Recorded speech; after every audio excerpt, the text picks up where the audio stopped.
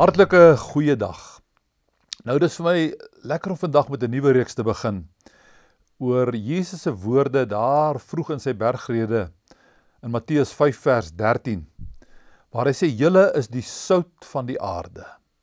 Maar as die sout laf geword het, waarmee sal dit gesout word? Dit deug nêrens meer voor as om buite gegooi en deur die mense vertrap te word nie. Nou, in die bergrede en trouwens, in haar hele hoofstukke 5 tot 7 van Matteus, het Jesus vir ons groot en belangrike heilswaarhede en koninkryksbeginsels gegee, daar langs die see van Galilea.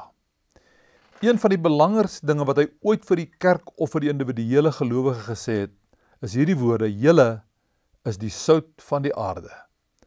Ongelukkig het die kerk deur die jare heen grootliks hierin gefaal, ook hier in Suid-Afrika.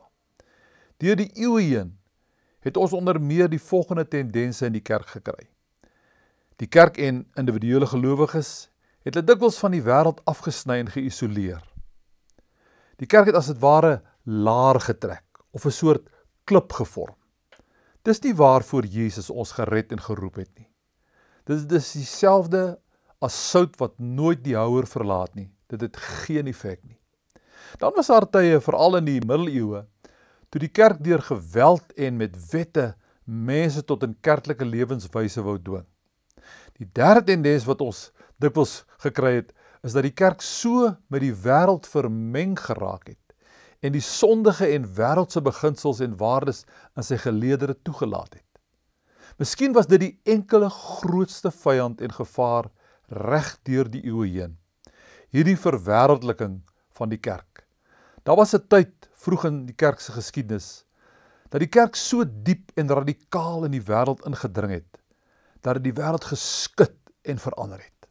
Vandag het die wêreld in baie gevalle die kerk so diep binne gedring, dat dit die kerk neutraliseer en lam lê. Dit is waarna Jesus verwys, wanneer hy sê, die sout het laf geword. Dit het verslaan, dit het sy betekenis verloor. En ek dink dit is belangrik vandag dat ek en jy onsself die vraag moet afvra, tot watter mate is ons sout vir die wêreld? Word ons op so 'n manier aangewend deur die Heilige Gees, dat ons 'n verskil maak in die wêreld waarin ons lewe? Sal ons 'n oomblik saam bid.